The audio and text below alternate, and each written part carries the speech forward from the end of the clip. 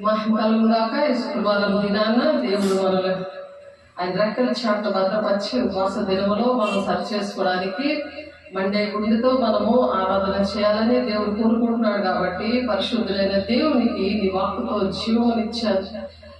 మన దేవుని యొక్క వాక్యం ఏం చేస్తుందంటే మనకి జీవాన్ని ఇస్తుంది. అందుకని యోహాను సువార్త 20:31 యేసు దేవుని కుమారుడైన క్రీస్తుని మీరు నమ్మునట్లును నమ్మి ఆయన నామమందు జీవము పొందుకుంటారు. అందుకని మాట చెప్పడం జరుగుతుంది. కాబట్టి జీవము అంటే దేవుని బిడ్డలుగా ఇతరులకి పనికి వచ్చే పాత్రగా ఉంటారు. దేవుని బిడ్డలుగా ఉంటారు. దేవుని బిడ్డలు దేవుని పిల్లలకి పనికి వస్తారు. ప్రజలందరికీ పనికి వస్తారు. తండ్రి చిత్తాన్ని వాళ్ళు నెరవేరుస్తారు. వాళ్ళలో జీవం ఉంటుంది. దేవునికి మహిమ కలుగుగాక. ఆరాధిద్దాము, దేవుని మహిమ పడదాము, దేవుని ఆత్మను పొందుకుందాము.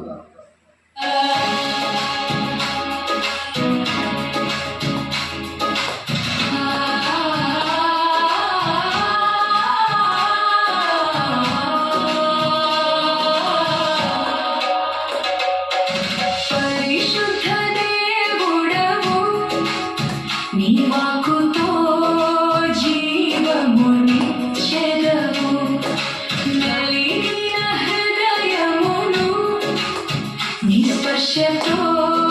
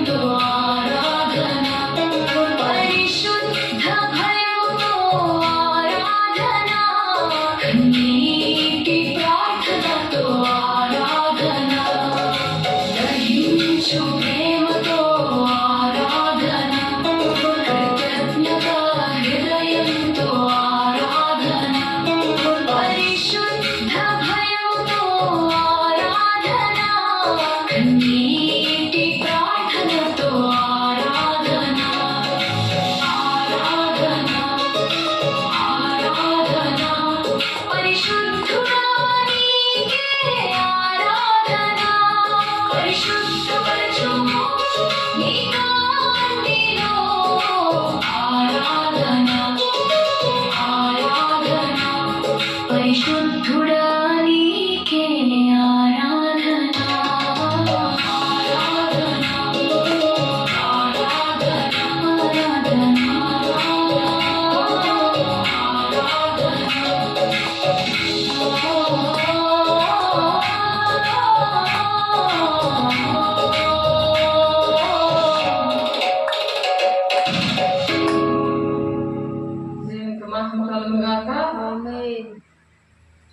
చూడండి, యోహాను సువార్త 20:31 చూడండి. యోహాను సువార్త 20:31.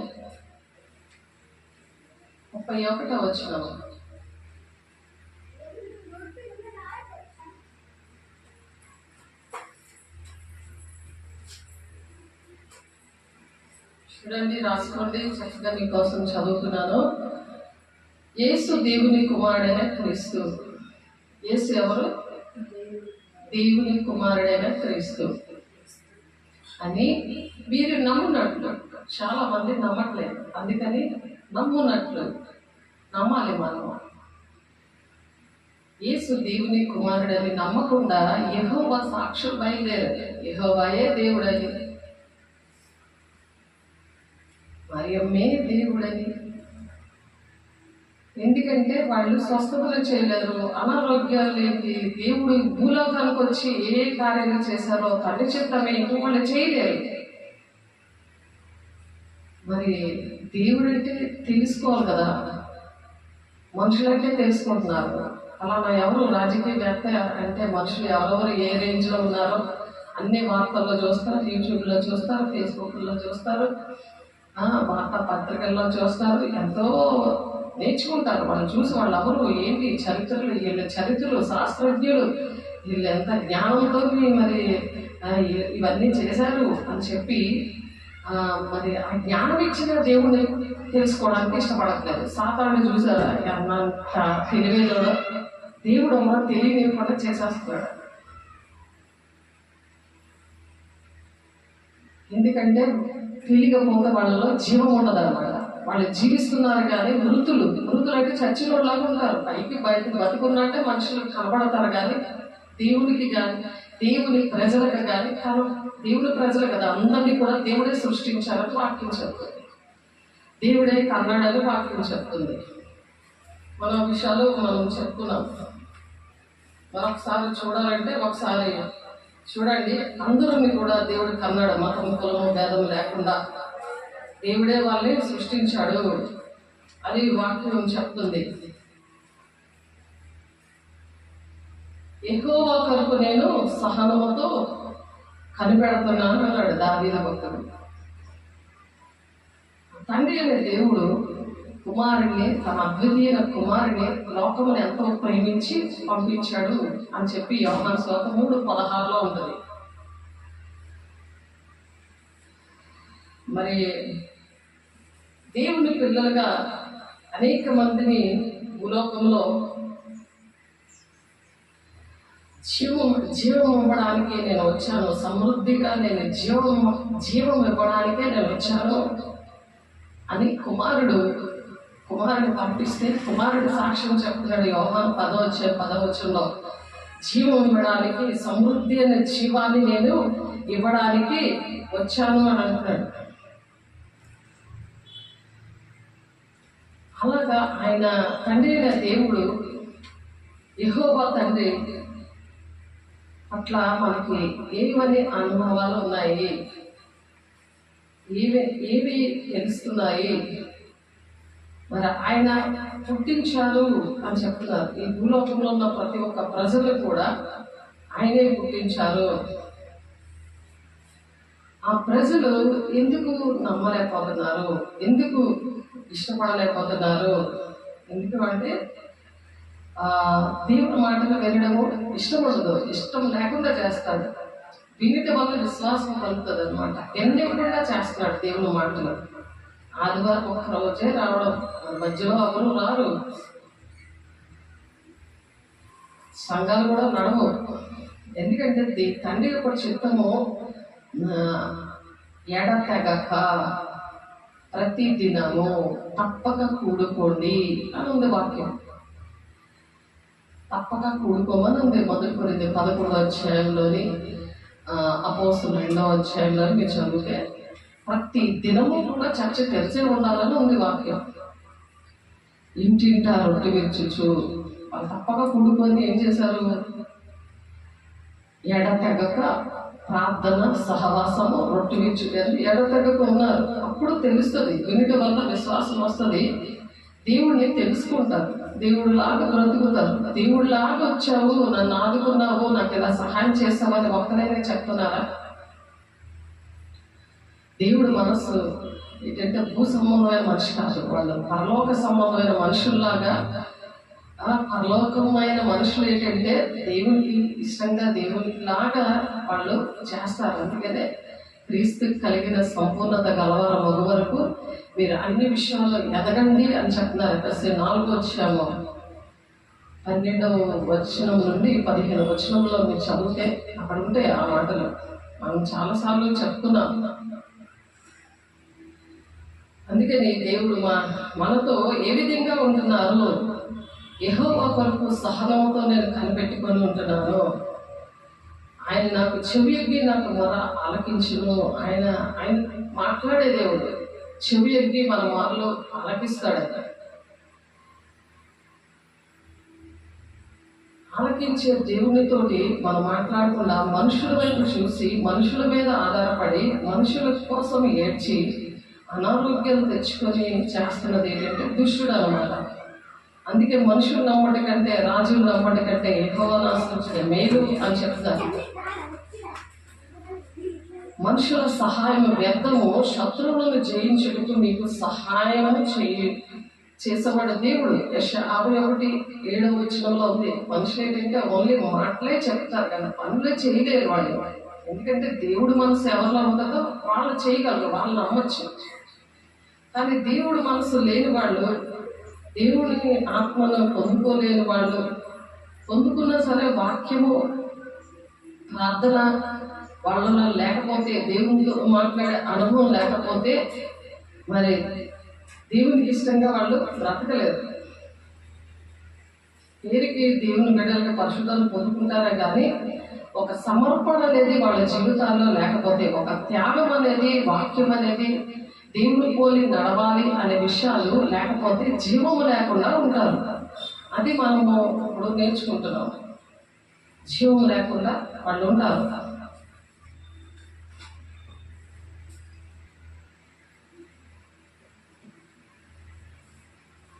ఇంకా యోహాను సువార్త 20:31 వచనంలో మనం అది మూలవాక్యంగా మనము చెప్పుకుంటున్నాం.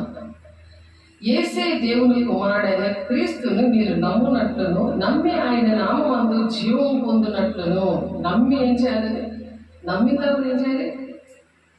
నమ్మి ఆయన నామమందు జీవం పొందుకోవాలి. జీవము అంటే నేనున్నాను, నీకేం పర్వాలేదు అన్నట్టుగా ఎదుటి మనిషికి చెప్పేవారుగా ఉండాలన్నమాట.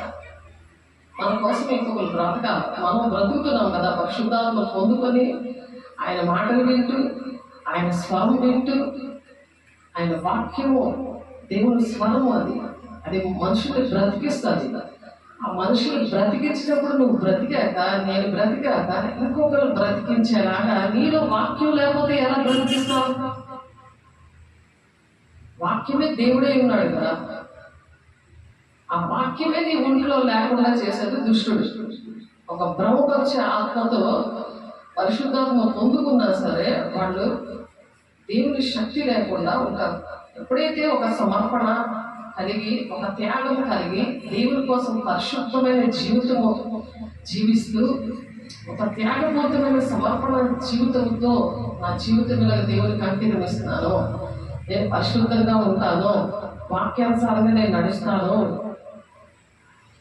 దేవుణ్ణి అడిగి ప్రతిదీ కూడా నేను చేస్తాను అని చెప్పి ఆ విధంగా ఉంటే దేవుడు మనుషులు వాడుకుంటాడు. ఆ శక్తి పరిశుద్ధాత్మ దేవుడు వచ్చినప్పుడు శక్తివంతులు అవుతారు. అప్పుడు ఆ శక్తి లేకుండా బలహీనలాగా ఉంటే పరిశుద్ధాత్మ పొందుకున్నప్పుడు పరిశుద్ధాత్మ దేవుడు దుఃఖపడతాడు. ఆయన దుఃఖపెడితే ఈ యుగమందైనా రాబో యుగమందైనా పాపక్షాపం ఉండదు. అందుకని తండ్రి చిత్తాల వాళ్ళు నెరవేర్చలేకపోతారు. కారణం అది. సాతాను ఏంటంటే వాళ్ళు పని చేయకుండా చేసేస్తారు.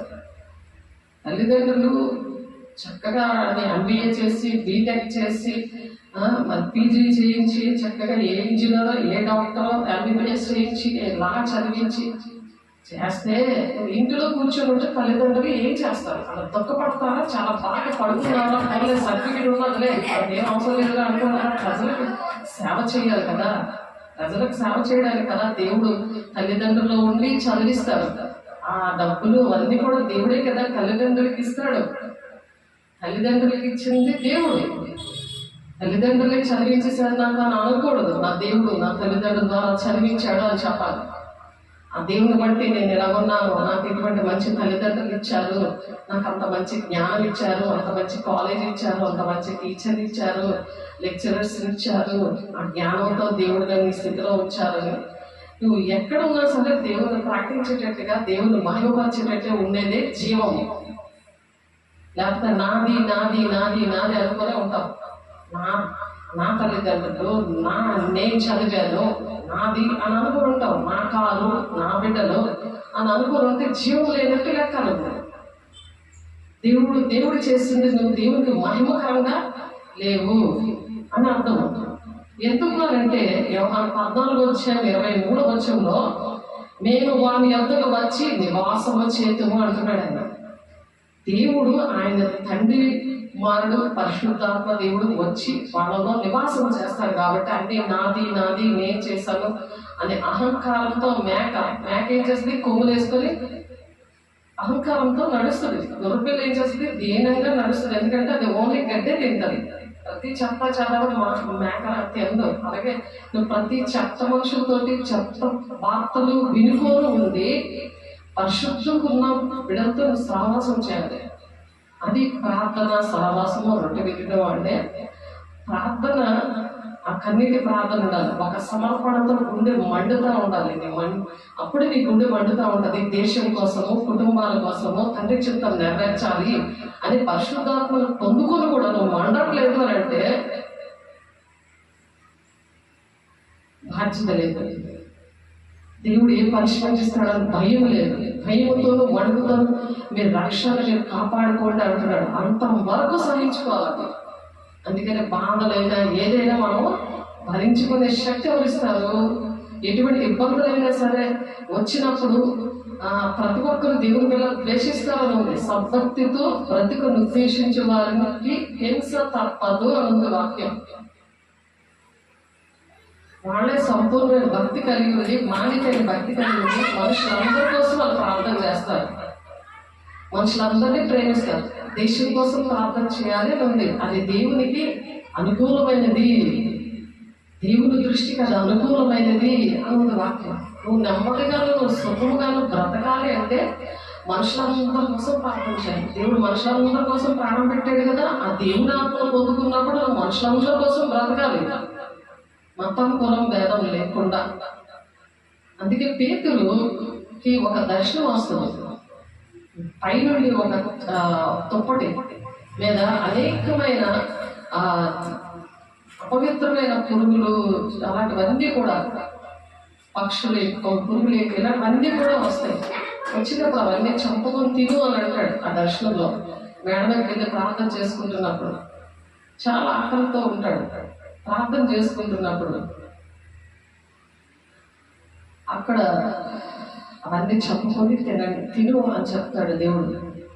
దేవా నేను అవన్నీ నేను అపవిత్రమైన నేను ముట్టను అని చెప్పినప్పుడు నేను పరిశుద్ధపరిచినవి ముట్టను అని చెప్పకు అని చెప్పి తినమంటాడు. దానికి అర్థం ఏంటి? ఆత్మీయ అర్థము. అక్షరము చంపును, ఆత్మ జీవింపచేయను. జీవం కోసం మనం మాట్లాడుకుంటున్నప్పుడు దేవుడు మన జీవితంలో మనకి నేర్పిస్తున్న పాఠాలు ఏంటంటే జీవము. ఆ జీవం ఏంటంటే దేవుడిని యేసు దేవుని కుమారుడైన క్రీస్తుని మీరు నమ్మినట్లు. యేసు దేవుని కుమారుడు, అని నమ్మకుండా ఇశ్రాయేలు ప్రజలు ఏం చేశారు, యూదులు ఏం చేశారు, యేసుని సిలువ వేసి చంపేశారు. అలాగా అనుక్షణము చంపుతున్నారు. ఈ రోజుల్లో అనుక్షణం చెప్తున్నారు, బాహాటంగా యేసుని సిలువ వేసేస్తున్నారు. అక్షరం చంపులు కానీ ఆత్మ జీవింపచేస్తారు. ఆ జీవమే ఇప్పుడు చెప్పుకుంటున్నాను. యేసు దేవుని కుమారుడైన క్రీస్తుని మీరు నమ్మునట్లు, యేసు కుమారుడు క్రీస్తు అని మనం నమ్మాలి. అంటే నమ్మినప్పుడు ఆయన నామందు, ఆయన నామంలో ఏముంటుంది, జీవం ఉంటుంది. ఆ జీవం ఏం చేస్తే ఎదుటి మనిషిని బ్రతికిస్తుంది. వాళ్ళ కన్నీటితోటి గుండెలు పగిలేలాగా ఏడుస్తూ ఉంటారు. ఏ బాధ వచ్చినా, కష్టం వచ్చినా, ఏమొచ్చినా, ఎవరైనా చచ్చిపోయినా ఏడుస్తూ ఉంటారు. అలాంటి వాళ్ళకి జీవం ఇవ్వడానికి దేవుడు మనల్ని నిలబెట్టుకున్నాడు. నా జీవితంలో అవన్నీ కూడా జరిగాయి కాబట్టి నన్ను నిలబెట్టుకున్నాడు. కాబట్టి ఆ ప్రాక్టికల్గా నాకు ముందు నేర్పించాడు, ఇప్పుడు థియరికల్గా చెప్పడానికి సహాయం చేశాడు. అదే పరిశుద్ధాత్మ దేవుడు మీ మీదకి వచ్చినప్పుడు శక్తివంతులు అవుతారు. బూది గంటల వరకు మీరు సాక్షులై ఉంటారు. యోదయ సమయ దేశంలో అంతటా మీరు సాక్షులుగా ఉంటారు. అపోస్తలుల కార్యం 1:8 వచనంలో దేవుడు మాట్లాడిన విషయం అది. అందరూ సాక్షులుగా ఉంటారు, ఒకరే సాక్షులుగా ఉంటారా? అందరికీ ఒకే మాట, కానీ ఒక్కొక్కరు ఒక్కొక్కలా వాడుకుంటారు. వాళ్ళ భక్తి పరిమాణం చెప్తున్నారు. క్లాస్లో టీచరు బోధ చేస్తుంటే, టీచర్ క్లాస్ చెప్తున్నప్పుడు ఫస్ట్ ర్యాంక్ ఒకరికి, సెకండ్ ర్యాంక్ వస్తుంది, ఒకరికి 0 వస్తూ ఉంటాయి. అండ్ టీచర్ కొడతారు కదా, ఇంకో క్లాస్ నెక్స్ట్ క్లాస్ ప్రొవైడ్ చేయదు కదా, ప్రమోట్ చేస్తారా? చేయదు. ఇంకో క్లాస్ పంపించారు, ప్రిన్సిపల్ పంపించరు. సేమ్ అలాగే దేవుని రాజ్యానికి వెళ్ళాలని అనుకుంటున్న వాళ్ళు దేవుని చదువు కూడా చదువుకోవాలి. ముందు ఈ చదువు వస్తేనే భౌతిక సంబంధమైన చదువులుగా విలువ ఉంటుంది. రానున్న దినాల్లో ఉద్యోగాలు ఏమి ఉండదు. ఆర్టిఫిషియల్ టెక్నాలజీ ఏం చేస్తుంది, మొత్తం అందరినీ కూడా తీసేసి అదే చేస్తుంది. అన్ని పనులు కూడా నువ్వు లెగిస్తావా, అక్కడ నుంచి అప్పాయమంటావా, అక్కడ కంప్యూటర్ దగ్గర నుంచి లెగిస్తావా లేదా, అన్నీ అదే చేస్తున్నాయి. ఇప్పటికే చేస్తున్నాయి. ఇప్పుడు అన్నీ కూడా మంచివి చెప్తున్నాయి. నెక్స్ట్ టైం అది మంచి చెప్పదు. మీరు ఏది అడిగినా సరే ప్రతి దాంట్లో కూడా ఆర్టిఫిషియల్ ఏఐ అని అంటున్నారు కదా, అది ఇంగ్లీష్ అది నేర్పిస్తుంది కదా, ఏ విషయాల్లోనైనా మీకు సహాయం చేస్తుంది అంటున్నారు కదా, ఆ యాప్ని డౌన్లోడ్ చేయమంటుంది కదా, దాని సంగతి చెప్తున్నాను. ఎందుకంటే దుష్టుడు ముందు నుండి ప్లాన్ చేసుకొని ఉన్నాడు. అవన్నీ కూడా మనం చెప్తున్నాము. అందుకని మనం ఎలా ఉండాలి,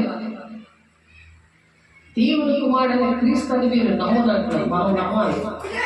ఆయన దేవుని కుమారుడు, మనల్ని కూడా దేవుని కుమార్తెలుగా చేశాడు. ఆయన రక్తం ద్వారా మనల్ని కడిగాడు. వెనక్కి తిరిగి చూడకూడదు. లోతు భార్య ఉప్పు స్తంభం వెనగైపోయింది. అలాగా ముందు బూతులు ఆడేవారు, అబద్ధాలు ఆడేవారు, మాయ చేసి, మోసం చేసి, ధనాపేక్షతో దేవుని డబ్బులు దొంగిలించి, ఆజ్ఞలు పాటించకుండా ఏదో నామకార్థంగా బ్రతికేసి, ఇప్పుడు అలా ఉండకూడదు. వాళ్ళలో జీవం ఉండదు. ఇప్పటికీ అలాగే బ్రతికితే ఏదో జీవం నమ్ముకున్నానులే అని నమ్మేసుకోకూడదు. అలాగే తండ్రి చిత్తం ఏంటి నా పట్ల తెలుసుకోకుండా మరి అనేక మందికి జీవం ఇచ్చేవారుగా మనం నిలబడాలి. అనేక మందిని బ్రతికించేవారుగా, వాళ్ళు కూడా పనికొచ్చే పాత్రలుగా ఉండాలని మనం కోరుకోవాలి. దేవునికి మహిమ కలుగును గాక.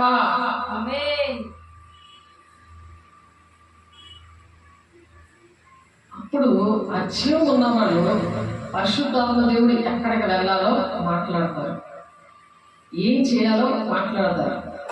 ఏదైనా కళ వచ్చినా, దర్శనం వచ్చినా, వాక్యం వచ్చినా ప్రతి ఒక్కటి కూడా దేవుడు అర్థమయ్యేలాగా చెప్తారు. లేకపోతే సాధారణ కళలు, దర్శనాలు, ప్రవచనాలు అన్నీ కూడా వస్తాయి. అవన్నీ నా జీవితంలో జరిగాయి, నా సంఘంలో జరిగాయి. నాకు నేర్పించడానికి దేవుడు అటువంటి పాఠాలన్నీ నేర్పించాడు. దేవుడు నాకు 26 సంవత్సరాలు, దేవుని 26 సంవత్సరాలు, అది నా ఈరోజు నూతనమైన దయా కిరీటంతో నన్ను అలంకరించిన రోజు ఈరోజు. నూతన సంవత్సరం నాకు మరో నూతన సంవత్సరం నాకు దయచేశాడు. 26 సంవత్సరాల సేవా జీవితంలో దేవుడు నేర్పించిన పాఠాలు ఇవి. దేవునికి మహిమ కలుగుగాక. పరిశుద్ధాత్మ ఎక్కడికి వెళ్ళాలో అక్కడికి మాత్రమే దేవుడు పంపిస్తూ ఉంటాడు. చూడండి, అపోస్తుల కార్యం 16వ అధ్యాయము 17వ వచనం. అలా జీవం లేకపోతే మన ఇష్టం వచ్చినట్టు ఎక్కడికి పడితే అక్కడికి వెళ్ళిపోవడము, ఏది పడితే చేసేయడము, ఎవరు పడితే అక్కడ పెళ్ళిళ్ళు చేసేసుకోవడము, దేవుడు నడకుండా ఏదైతే పని చేసినా అక్కడ చాలా నష్టం వస్తుంది, చేయకూడదు, అది మంచిది కాదు కదా.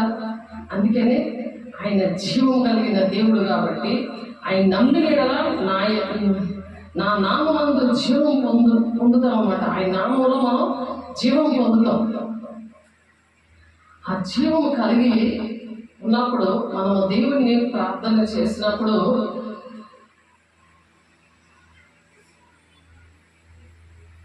పౌలు గారు పరిశుద్ధాత్మతో ఆయన హింసకుడు, దూషకుడు, హానికరుడు, అనేక మంది దేవుని పిల్లలే చంపించిన వాడు, అన్ని పాఠాలు నేర్చుకున్నాడు. ఆయన పండితుడు అనమాట. దేవుని వాక్యంలోని అన్ని విషయాల్లో కూడా మంచి జ్ఞానవంతుడు, మంచి పండితుడు. కానీ అది ఏమీ పనిచేయలేదు. దేవుణ్ణి ఎరుగడమే నిత్య జీవము. దేవుని ఎరిగాడు ఆయన.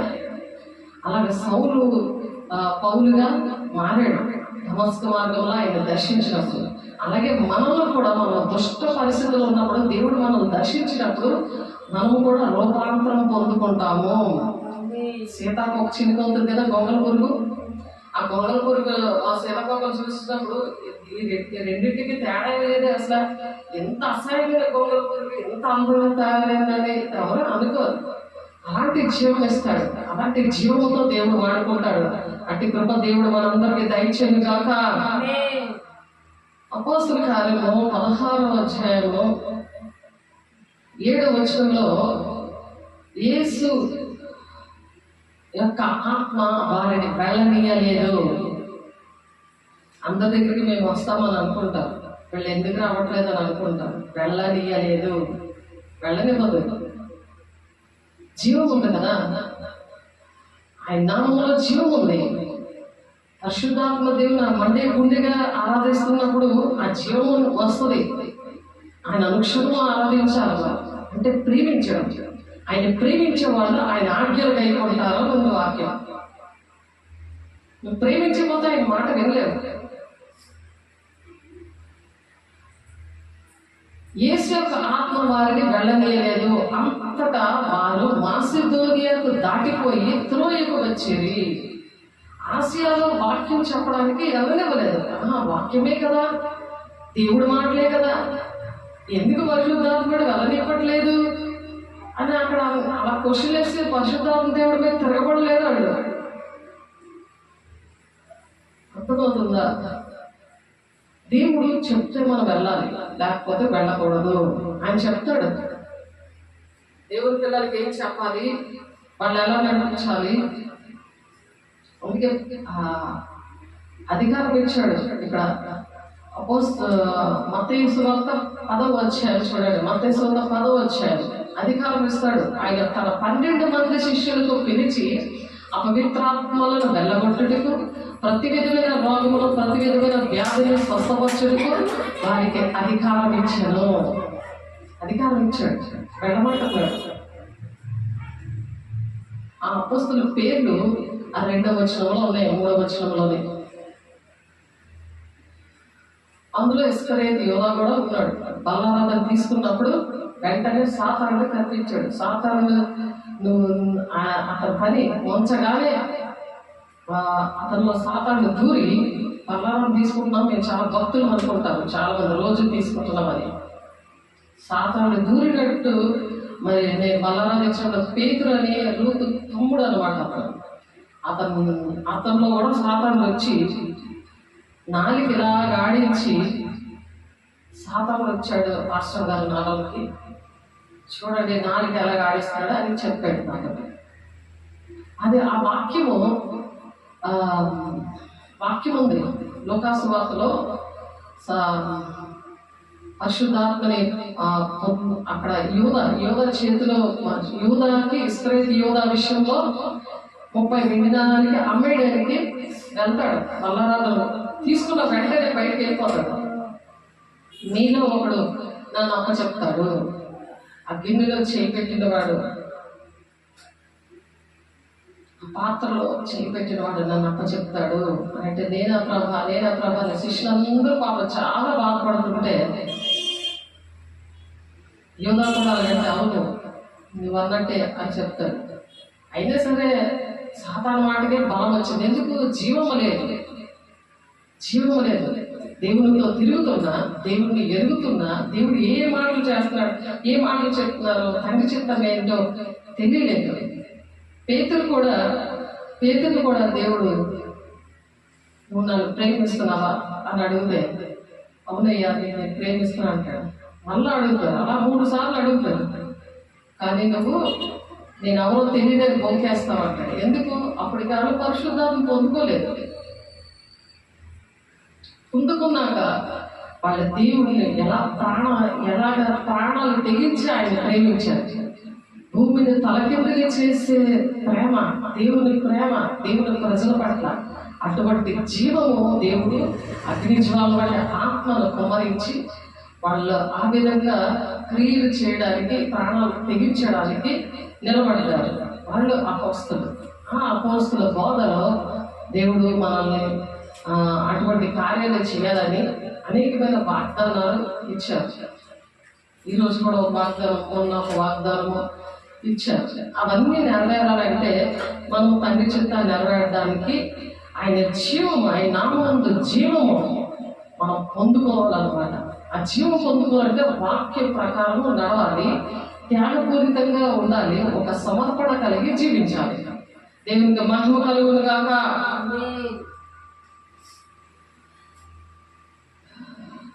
ఆత్మచేత నడిపించిన వారు అలాగే జీవంతో ఉండి ఆ జీవాత్మతో నింపబడి ఉన్నవాళ్ళు వాళ్ళు ఎలా ఉంటారని నికోదేముతో యేసయ్య రహస్య శిష్యుడు నికోదేము. ఆయన చనిపోయినప్పుడు ఆయన అరమత్తిగా యోసేపు వీళ్ళిద్దరు కలిసి సమాధి చేస్తారు. అసలైన శిష్యులు అందరూ దాపుడు పోతారు. ఎందుకంటే పరిశుద్ధాత్మ దేవుడు లేడు. అప్పుడు వాళ్ళ పరిశుద్ధాత్మ పొందుకోలేదు. వాళ్ళకి దేవుడు లోపం వచ్చింది కానీ దేవుడు గుణాలు రాలేదు. జీవము లేదు. ఇప్పుడు కూడా జనాలు దేవుడు ఎవరో తెలుసు కానీ జీవం లేకుండా బ్రతికేస్తున్నారు. నేను దేవుడు నమ్ముకున్నాం కదా, దేవుడు కొంతమంది ఎంచుకుంటారు, వాళ్ళు దేవుడి మాటలు చెప్తారు అంతే. ఈరోజు విన్నాను అన్నమాట. నేను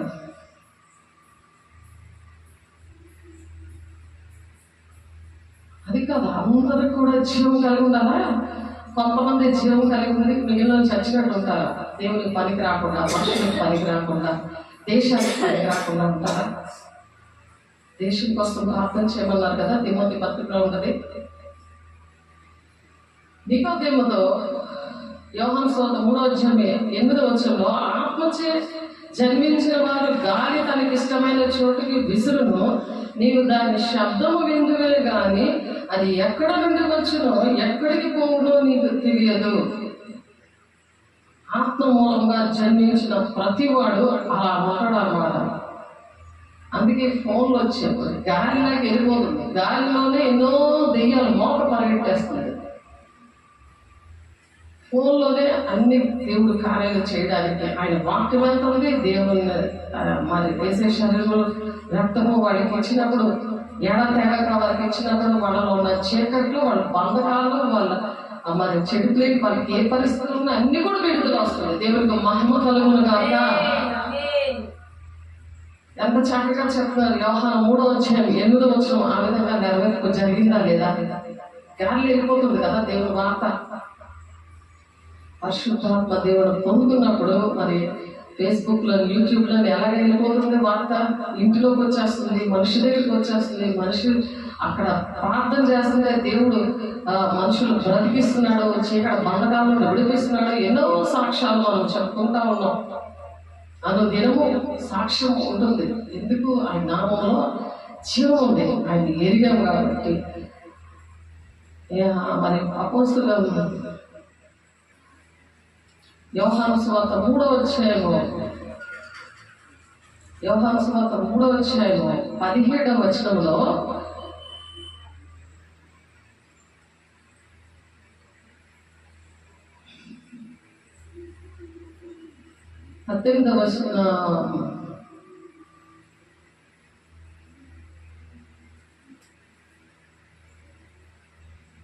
ఇరవై 21వ వచనం చూడండి. యోహాను సువార్త 3వ అధ్యాయము 21వ వచనంలో, సత్యవర్తనుడైతే తన క్రియలు దేవుని మూలంగా చేయబడి ఉన్నవని ప్రత్యక్షపరచబడినట్లు వెలుగునంతకు వచ్చును. సత్యవర్తనుడైతే ఎక్కడికి వస్తాడంట? వెలుగు దగ్గరికి వస్తాడు. వెలుగు అంటే దేవుడు. తన క్రియలు దేవుని మూలంగా చేయబడి ఉన్నవని ప్రత్యక్షపరచబడినట్లు తన క్రియలు ఎవరి ద్వారా జరిగిస్తున్నారు? దేవుని ద్వారా. దేవుని మూలంగా చేయబడిన మరియు ప్రత్యక్షపరచబడినట్లు వెలుగునంతకు వచ్చును. అటు తర్వాత యేసు తన శిష్యులతో కూడా యూదయ దేశంలోకి వచ్చి అక్కడ వారితో కాలం గడుపుచు బాప్తిస్మం ఇచ్చుచుండెను. వెలుగు దగ్గరకు వస్తే ఏం జరుగుతుంది? నూతన సృష్టిలా మారుతారు, నూతన జీవంతో నింపబడతారు. అలా నింపబడినప్పుడు దేవుడు నాకు ఇచ్చిన అభిషేకం, నాకు ఇచ్చిన సమర్పణతో అలాగే వాళ్ళు ఆ వరాల వాళ్ళకు వచ్చి కొన్ని కార్యాలు వాళ్ళ ద్వారా దేవుడు జరిగించడం జరిగింది. అలా జరిగింది. నాకు చాలా ఆశ్చర్యం అనిపించింది. చేతులేసి ప్రార్థన చేసినప్పుడు, మళ్ళీ ఊదినప్పుడు, మరి వాక్యంలో ఉంది కదా, ఆ వాక్యం పట్టుకొని ప్రార్థన చేసినప్పుడు ఆ పరిశుద్ధాలతో పొందుకున్నారు, భాషల్లో మాట్లాడారు, ప్రవచించడం మొదలెట్టారు, దర్శనాలు చూడడం మొదలెట్టారు. ఎందుకు? ఆ జీవము ప్రవహించింది. ఆ వెలుగు దగ్గరికి వచ్చిన పరిస్థితి అలా ఉంది. ఆనాడు యేసయ్య ఆయన పోలి నడవన్నాడు కదా. క్రీస్తు కలిగిన సంపూర్ణత కలవాల మొదలు వరకు అన్ని విషయాల్లో ఎదగమని చెప్తున్నాడు కదా. చాలాసార్లు ఈ మాట చెప్తున్నాము. ఆ వాక్యం పట్టుకొని ప్రార్థన చేయండి, ఉట్టి పొడి ప్రార్థన చేయొద్దు. అనగా క్రీస్తులకు కలిగిన సంపూర్ణతకు సమానమైన సంపూర్ణత గలవారు మగ వరకు ఆయన ఈలాగు నియమించాను. సంపూర్ణత గలవారు మగ వరకు కూడా కొంతమంది నియమించాడు. ప్రతి ఒక్క సంఘంలో వీళ్ళు ఉండాలి అని చెప్పి నా దర్శనం పిలుపు ప్రకారము దేవుడు సేవకురాలుగా పిలవడమే కాదు, దర్శనించి విజయనగరం పిలవడమే కాదు, ఆ ఏరియా చెప్పి అది ఏ పరిచర్య కూడా చక్కగా చెప్పారు ఆయన. అది కూడా నెరవేర్పు జరిగింది. ఆ ప్రవచనాత్మకమైన మాటలు 1000 మంది దగ్గర దేవుడు ఆ మాటలు చెప్పించి ఆ మాట ప్రకారము మాకు అభిషేకించి మమ్మల్ని పంపించాక విజయనగరం వచ్చాక దేవుడు ఆ కార్యాలు చేశారు. 13వ వచనంలో ఉన్నది, పరిశుద్ధులు సంపూర్ణంలో ఉన్నది క్రీస్తు శరీరం క్షేమాభివృద్ధి జరగాలి. పరిశుద్ధులు సంపూర్ణులు అవ్వాలి. పరిశుద్ధులు కదా అని నామకార్థంగా జీవం లేకుండా బ్రతికేది కాదు. ఏదో నమ్ముకున్నాను కదా అని కాదు. నేను చిన్నప్పటి నుండి దేవుడు నమ్ముకున్నాను, కానీ జీవం లేకుండా నేను పెరిగాను. మా తల్లిదండ్రులు అలా పెంచారు, నామకార్థమైన చర్చలో పెంచారు, బాప్టిస్ట్ చర్చ్లో. మరి అలాగే జీవితాంతం ఉండలేము కదా. నష్టం వచ్చినప్పుడు, బాధ వచ్చినప్పుడు, కన్నీరు వచ్చినప్పుడు, దేవుడు కన్నీరు ప్రార్థన చేసినప్పుడు దేవుడు విడుదల ఇచ్చి దేవుడు సాక్షిగా నిలబెట్టాడు ఊదిగంతం వరకు. దేవునికి మహిమ కలుగుగాక. పరిశుద్ధులు సంపూర్ణులు అవ్వాలంటే పరిశుద్ధులు ఏమవ్వాలి? పరిశుద్ధంగా ఉండిపోవాలగా. పరిశుద్ధాత్మను పొందుకున్న వాళ్ళు అలా ఉండిపోతారా? పరిశుద్ధులు సంపూర్ణులు అవ్వాలి. క్రీస్తు శరీరం క్షేమాభివృద్ధి జరగాలి. క్రీస్తు శరీరం క్షేమాభివృద్ధి జరగాలంటే క్షేమంగా ఉండాలి. సంఘం అంతా క్షేమంగా ఉండాలి. దేవుని బిడ్డలతో కలకలాడుతూ ఉండాలి. క్రీస్తు శరీరంలో క్షేమాభివృద్ధి జరగాలంటే పరిచర్య ధర్మము, కుటుంబ ధర్మం ఉంది, ఆఫీస్లో ఒక ధర్మం ఉంటుంది, హాస్పిటల్లో ఒక ధర్మం ఉంటుంది, గవర్నమెంట్ ధర్మం అంటే ఏంటి? చట్టము. ఇది మరి చర్చిలో చట్టం ఏంటి? పరిచర్య ధర్మము. ఆయన జరగాలి అంటే ఏంటి ఉండాలంట? కొందరిని అపోస్తులుగా పెట్టుకున్నాడు ఆయన. అపోస్తులుగా దేవుడు పిలిచాడు కొంతమందిని. అపోస్తులు ఏం చేస్తారు? అపోస్తులు మరి శిష్యులందరూ కూడా అపోస్తులే కదా, ఎన్నో అద్భుత కార్యాలు చేశారు కదా. స్వార్థ చేస్తూ ఏం చేశారు? అద్భుత కార్యాలు వాళ్ళ ద్వారా జరిగాయి. మరి పరిశుద్ధాన్ని పొందుకున్న వాళ్ళ ద్వారా కూడా జరగాలి కదా. అపోస్తులుగా యేసు శరీరం రక్తం తీసుకుని ఆయన మరణాలకు ప్రచురం చేస్తాను ఉంది 1 Corinthians 11:26. మరి పరిశుద్ధం ఎడతెగక తీసుకోమని ఉంది. మరి ఎందుకు వాక్యానుసారంగా నడవట్లేదంటే జీవం లేదు, జీవం లేదు.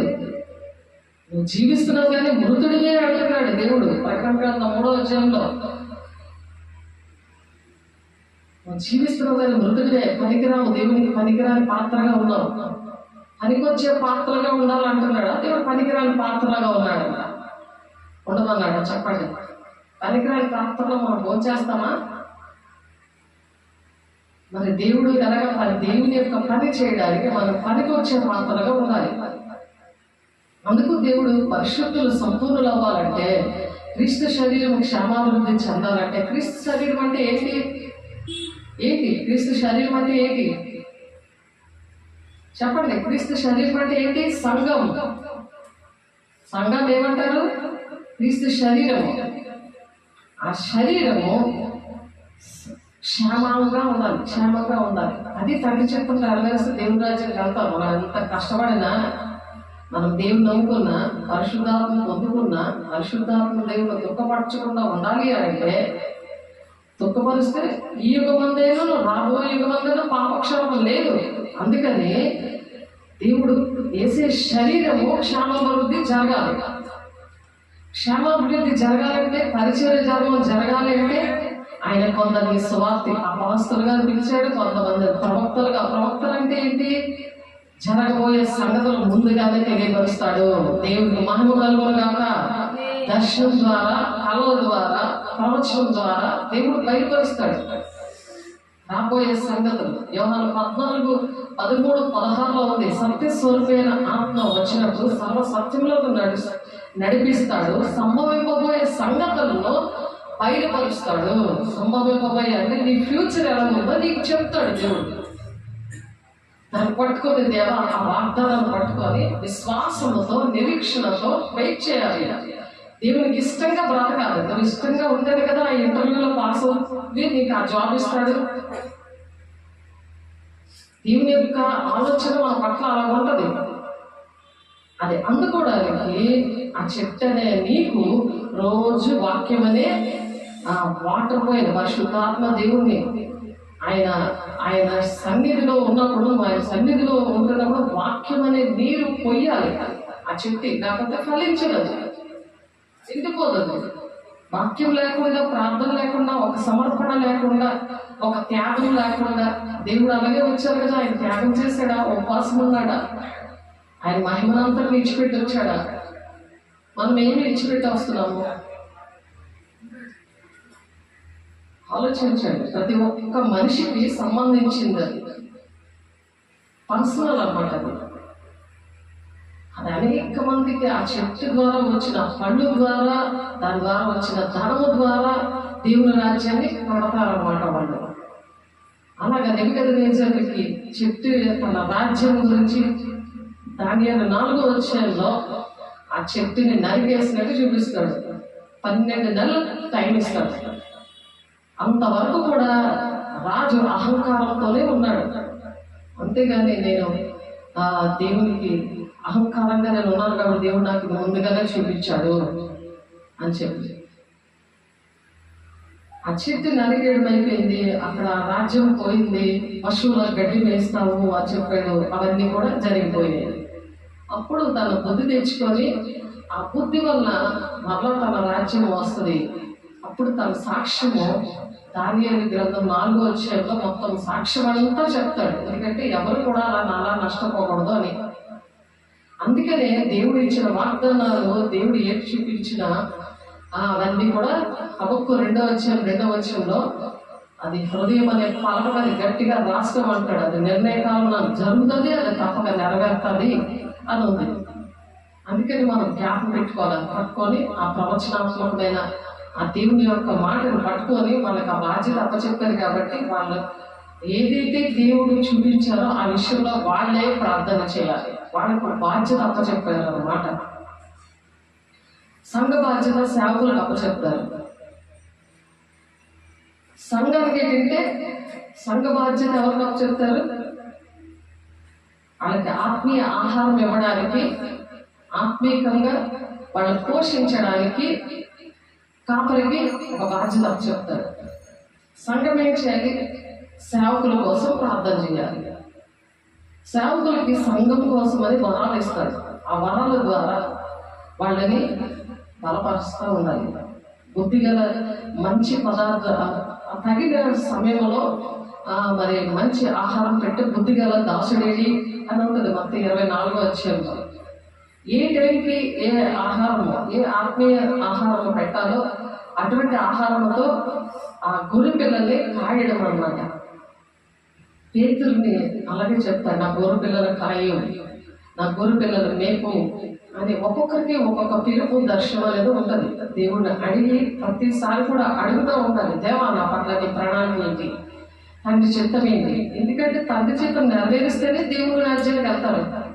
అందుకే మనం ఏ త్రోవలో నడుస్తున్నామో, ఎవరికి ఇష్టంగా నడుస్తున్నామో, ఆ దేవుని యొక్క ప్రణాళికలో ఉన్నామా లేదా, టైం వేస్ట్ చేసుకుంటున్నామా, మన డబ్బులు, మన టైము, మన ఒంట్లో ఉన్న శక్తి పాడు చేసుకుంటున్నామా, దేవునికి ఇవ్వాల్సింది టైము, శక్తి, డబ్బులు ఏం చేస్తున్నాం, ఇవన్నీ కూడా మనం లెక్కలు వేసుకోవాలి. దేవుని దగ్గర అడుగుతూ ఉండాలి. దేవుని దగ్గర కూర్చున్నప్పుడే ఇవన్నీ కూడా మనకు అర్థమవుతాయి. అందుకని ఆ దేవుని యొక్క శరీరము ఇక్కడ క్షేమంగా ఉండాలి. ఈ జీవం ఉన్న వాళ్ళే క్షేమంగా ఉంచగలరు. జీవము లేని వాళ్ళే క్షేమంగా ఉంచలేరు. యేసుక్రీస్తుని మరి నమ్మి ఆయన నామంలో యేసే దేవుని కుమారుడైన క్రీస్తుని మీరు నమ్మునట్లు, నమ్మి ఆయన నామందు జీవం పొందినట్లు, ఆయన నామంలో మనకు జీవం వస్తుంది అనమాట. ఎప్పుడైతే మనం తండ్రి చిత్తాన్ని నెరవేరుస్తూ ఉంటామో ఆయన నామం ద్వారా మనకి జీవం వస్తుంది. ఆ జీవము ఏం చేస్తుందంటే వేసే శరీరము క్షేమాభివృద్ధిగా ఉందా లేదా అని అది ప్రయాసపడుతుంటుంది. ఆ జీవము తిని పడిపోవడానికి కాదు, అది భూ సంబంధం ఎదుర్కోవడానికి కాదు. క్రీస్తు శరీరము క్షేమాభివృద్ధి చెందుటను ప్రతి పరిచర్య ధర్మము జరిపించుటకు, పరిచర్య ధర్మము, పరిచర్య ప్రతి ఒక్కరికి కూడా నమ్మకస్తులను నేను పరిచారకులుగా ఉంచుతాను అని. నమ్మకస్తుల్ని దేవుడు పరిచారకులుగా పెట్టుకుంటాడు. మన ఇంట్లో పని పెట్టుకున్నప్పుడు, పని ఏదైనా ఉంటే మన పని మనిషిని పెట్టుకోవాలన్నా, జాబ్లో జాయిన్ చేయాలన్నా నమ్మకస్తుల్ని మనం సెలెక్ట్ చేసుకుంటాం కదా. అలాగే దేవుడు కూడా నమ్మకస్తుల్ని తన పరిచారకులుగా ఎంచుకుంటాడంట. వాళ్ళు ఏంటంటే ఆ జీవం కలిగిన వారు క్రీస్తు శరీరము క్షేమాభివృద్ధి చెందడానికి, పరిచర్య ధర్మం జరగడానికి మరి అపోస్తులుగా వాడబడతారు, మరి సువార్తికులుగా వాడబడతారు, ప్రవక్తలుగా వాడబడతారు, బోధకులుగా, కాపరులుగా, ఉపదేశకులుగా మరి దేవుడే దీవిస్తాడు. అది మనకు అర్థం అవుతుంది. అది ఇష్టంగా చేస్తాడు. లేకపోతే పరిశుద్ధాత్మ దేవునితోని, వాక్యంతోని, ఒక త్యాగపూరితమైన సమర్పణతోని పరిశుద్ధంగా ఉండలేరు అనుకోండి, వాళ్ళు దేవుడి పని చేయలేరు, తండ్రి చిత్తం నెరవేర్చలేరు, దేవుని రాజ్యానికి రాలేరు, నిత్య జీవం పొందుకోలేరు. ఎందుకంటే దేవుని ఎరగలేదు కాబట్టి. అది మనం ఈ భూలోకంలో ఉండి అవి తెలుసుకోవాలి. అందువల్ల మనం ఇక మీదట పసిపిల్లలమై ఉండి మనుషుల మాయాపాయముల చేత వంచనతోనూ, తప్పు మార్గములకు లాగు కుయుక్తితోనూ, సాతాను ఏంటంటే తప్పు మార్గంలో నడిపిస్తాడు. ఒక కుయుక్తితోనూ గాలికి కొట్టుకొని పోవునట్లు కల్పింపబడిన ప్రతి ఉపదేశముకు కూడా కల్పించి చెప్తూ ఉంటారు. దైవోపదేశాలు పెద్దమైన ఆరాధన చేస్తూ ఉంటారు. మార్కు 7వ వచనంలో ఉంది ఆ మాట. వాళ్ళు పెదవులతో కనబరుస్తారు కానీ వాళ్ళ హృదయం నాకు దూరంగా ఉంది. ఎందుకంటే క్రియలు చేయగారు, జీవం లేదు కదా. అందుకని దేవుడు అంటే ఎవరో తెలుసుకోలేకపోయారు. ఏదో దేవుడు అని మొక్కడమే, అంతేగాని ఆయన కోసం తెలియదు. వాళ్ళ పట్ల దేవుని చిత్రం ఏమయ్యిందో వాళ్ళు గ్రహించలేరు. అటువంటి బోధలు లేకుండా తప్పు మార్గంలో లాగా కుయుక్తితోనూ గాలికి కొట్టుకొని పోనట్లు కల్పింపబడిన ప్రతి ఉపదేశానికి కూడా, ప్రతి ఉపదేశం, అనేక మంది ఉపదేశకులుగా ఉన్నారు, కానీ పరిశుద్ధాత్మ దేవునితో వాక్యముతో ఒక సమర్పణ కలిగి భయముతోనూ వణుకుతోనూ రక్షణ కాపాడుకోకుండా ఉన్న ఉపదేశకులు అటువంటి బోధకుల దగ్గర పెరుగుతున్నప్పుడు వాళ్ళు ఏంటంటే ఇటు అటు కొట్టుకొని పోవచ్చు, అలల చేత ఎగరగొట్టే పడవారే ఉండక ఇటు అటు కొట్టుకుపోతుంటారు. ఎక్కడ పడితే అక్కడికే, ఎక్కడ ఉంటే అక్కడ గుడి ఉన్నదంటే దండ పెట్టుకుంటారు కదా, అలాగే వీళ్ళు కూడా ఎక్కడ ఉంటే అక్కడ దేవుడు ఉన్నాడు అన్నది వెళ్ళిపోతూ ఉంటారు. అలా ఉండకుండా మీరు అలా ఉండద్దు అని చెప్తున్నాడు ఇక్కడ. ఎఫెసీ సంఘానికి పౌలు గారు ప్రేమ కలిగి సత్యము చెప్పచ్చు, ప్రేమ ఉంటుంది జీవం గల దేవుని పిల్లల్లో. వాళ్ళు ప్రేమిస్తారు, క్షమిస్తారు, అంతవరకు వాళ్ళ కోసం సహించుకొని ఉంటారు. తప్పిపోయిన కుమారుడి కోసం ఆ తండ్రి ఎలాగ వేచున్నాడు, పందులు పొట్టు తింటూ అయ్యో నా తండ్రి దగ్గర అనేక నివాసములు ఉన్నాయి, నేను వెళ్ళిపోవాలి అని పందులు పొట్టు తింటూ మురికిగా అన్ని పాడు చేసుకొని అన్ని పోగొట్టుకొని వచ్చిన వాడిని ఎలా కౌగిలించుకుంటాడు తండ్రి. అలా చూస్తారు అలాంటి సేవకులు, వాళ్ళని అలా ప్రేమిస్తారు, జీవం ఉంటుంది అందులో. అందుకనే మీరు అలాగే గాలికి ప్రతి ఉపదేశానికి ఇటు అటు కొట్టుకొని పోవచ్చు, అలల చేత ఎగురుగట్టబడిన వారై ఉండగా. అలలు రాకాశాలే, అలలు ఏం చేసాయి, మనుషులు మింగేస్తాయి వైజాగ్లో. చూడండి సాతాను ఎలా ఉంటాడు. ప్రేమ కలిగి సత్యము చెప్పుచు క్రీస్తు వలె ఉండేటకు మనం అన్ని విషయంలో ఎదుగుదాము. ప్రేమ కలిగి సత్యము, సత్య స్వరూపైన ఆత్మ వచ్చినప్పుడు సర్వసత్యంలో నడుస్తూ ఉంటారు. వాళ్ళ అపోస్తుల బోధలో పెరుగుతూ ఉంటారు, వాళ్ళ సత్యము చెప్తారు. సత్యము చెప్పచ్చు క్రీస్తు వలె ఉండేటకు మనం అన్ని విషయాల్లో ఎదుగుదాము. ఆయన శిరస్సై ఉన్నాడు, ఆయన నుండి సర్వ శరీరము చక్కగా అమర్చబడి తనలో ఉన్న ప్రతి అవయవము తన పరిమాణం చొప్పున పనిచేయుచుండగా ప్రతి కీడు వల్ల కలిగిన బలము చేత అతుకబడి ప్రేమయంగా తనకు క్షమాభివృద్ధి కలుగునట్లు శరీరములకు అభివృద్ధి కలుగజేసుకొనిచున్నది. అలాగే సంఘము ఉండాలి, వేసే శరీరము అలాగే అభివృద్ధి చేయాలి. దేవుని బిడలారా, ఆత్మీయ బిడలారా, మీకోసం దేవుడు మరలా మాట్లాడుతున్నాడు. కాబట్టి అన్ని జనులు నడుచుకున్నట్టు మీరు ఇక మీదట నడుచుకున్నవాదని ప్రభువునందు సాక్ష్యం ఇచ్చుచున్నాను. అన్ని జనులు ఏం చేస్తారు, ఎక్కడ గుడిపడితే అక్కడ దండం పెట్టుకుంటారు. వాళ్ళకి తండ్రి ఉండదు, ఆత్మీయ తల్లి ఉండదు. వారైతే అంధకారమైన మనసు గలవారు, తమ హృదయ కాఠిన్యం వల్ల తమలో ఉన్న అజ్ఞానం చేత దేవుని వల్ల కలుగు జీవములో నుండి వేరుపరచబడిన వారై, జీవములో నుండి ముందు జీవం ఉండేది దేవుని పిల్లలు దేవుని సంఘంలో ఉన్నప్పుడు వాళ్ళు జీవం ఉండేది, ఇప్పుడు జీవం లేదు. జీవములో నుండి వేరుపరచబడిన వారే తమ మనసులకు కలిగిన వ్యర్థతను అనుసరించి నడుచుకుంటున్నారు. ఎక్కడ ఇల్లు కట్టేసుకుందామా, ఎక్కడ పెళ్లి చేసేద్దామా, ఎక్కడ కారు కొనుక్కుందామా, ఇంకా నాకు కావాలి, ఇంకా నా భర్త రాలేదు, ఇదన్నమాట.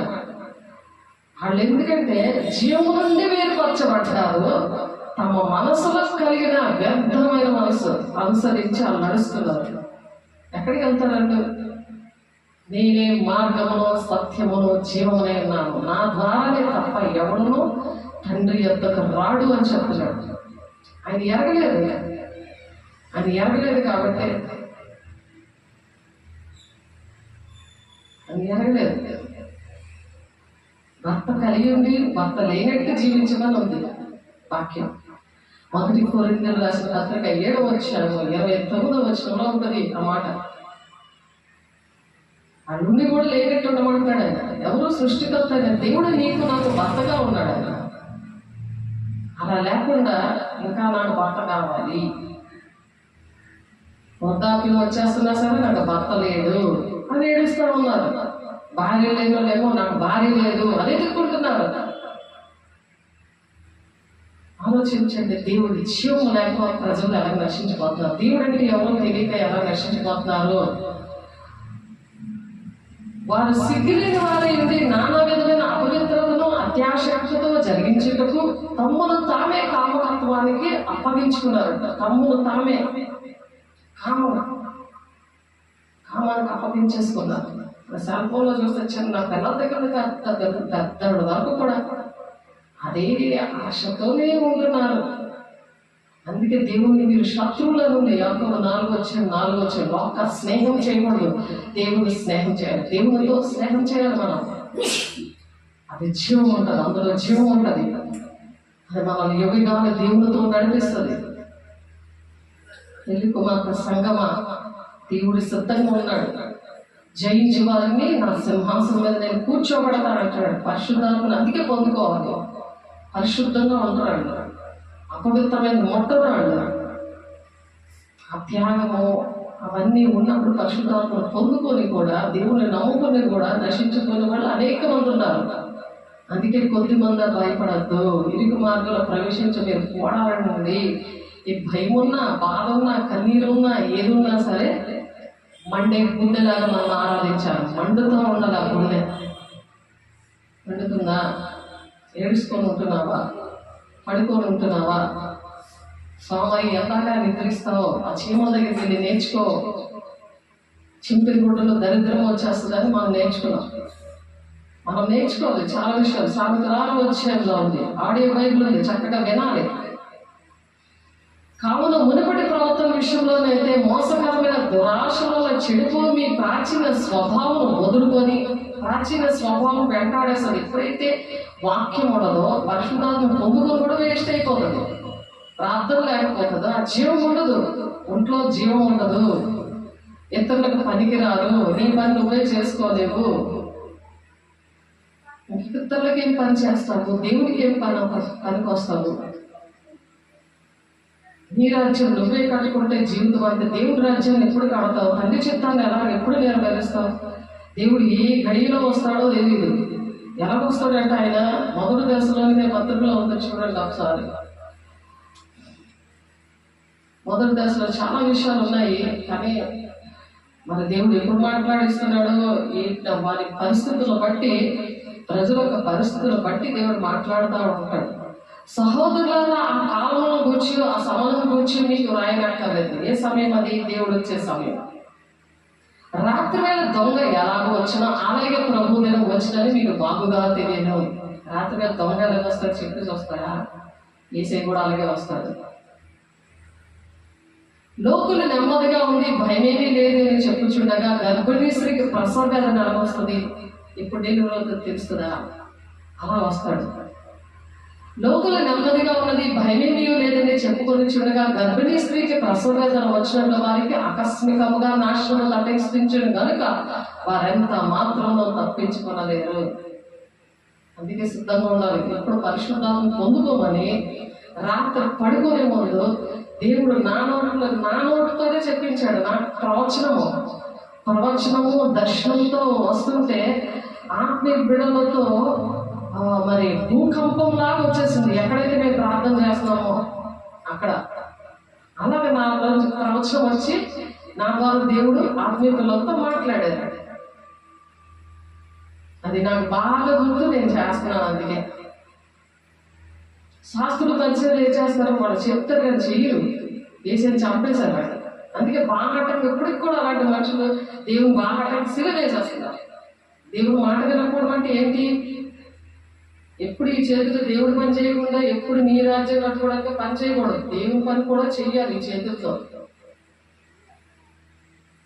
చేయకపోతే ఏంటి? 8 రంగులు మేకులు చేసినట్టు దేవుని రాజ్యాన్ని నువ్వు కట్టకపోతే, దేవుని డబ్బులు నువ్వు దొంగిలిస్తే, అబద్ధాలు ఆడితే, చేతులు చెరికి నన్ను వర్ణించినట్టు నీ కాళ్ళు దేవుని పరిగెడతనే అస్తమాటికి దేవుని రాజ్యం కట్టడానికి పరిగెట్టట్లేదు అనుకో, 8 రంగుల మేకులు వేసినట్టు అవన్నీ సరి చేసుకొని వేసే శరీరం రక్తం అది విమర్శించుకొని తీసుకోమంటున్నాడు.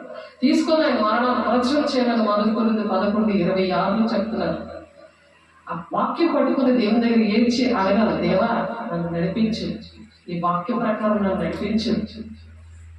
దేవుడు నడిపిస్తాడు. నేను చేయలేను, నేను చెప్తున్నానంటే నేను ఆ వాక్యం పట్టుకొని నేను ప్రార్థన చేశాను, నాకు చేయడానికి దేవుడు సహాయం చేశాడు. దేవునికి మహిమ కలుగును గాక. నేను ఎంతో ఇష్టంగా చేస్తున్నాను. వాక్యమైన దేవుడే నన్ను బ్రతికిస్తున్నాడు. ఎవరి వల్ల నేను బతకట్లే, ఆయన పోషిస్తున్నాడు, ఆయన బ్రతికిస్తున్నాడు. ఆయన ఆ జీవము మనకి అందరికీ కూడా నాసికా రంధ్రాల్లో అందరికీ కూడా జీవాత్మను ఊదాడు, కానీ ఆ కనెక్షన్ని కట్ చేస్తున్నారు. చాలా మంది కట్ చేసుకుంటున్నారు. నెట్ కనెక్షన్ వైద్యం లేకపోతే ఇంక సెల్ పని చేయదు, ఏది నువ్వు చూడలేవు. సేమ్ అలాగే దేవుడికి కనెక్షనే ఉండదు. ఆ జీవాత్మ అనేది దేవుడు మతం కులం కాదులాగా అందరిలోనే జీవాత్మను ఊదేడాడు. అందరి కోసం ఆయన ప్రాణం పెట్టాడు. ఎంతమంది ఆ జీవాత్మను కలిగి ఉన్నారో దేవుని బిడ్డలారా, అందరూ దేవుడి రాజ్యాన్ని కలవాలని ఈ వార్త ప్రకటించిన తర్వాతే దేవుడు వస్తాడంట.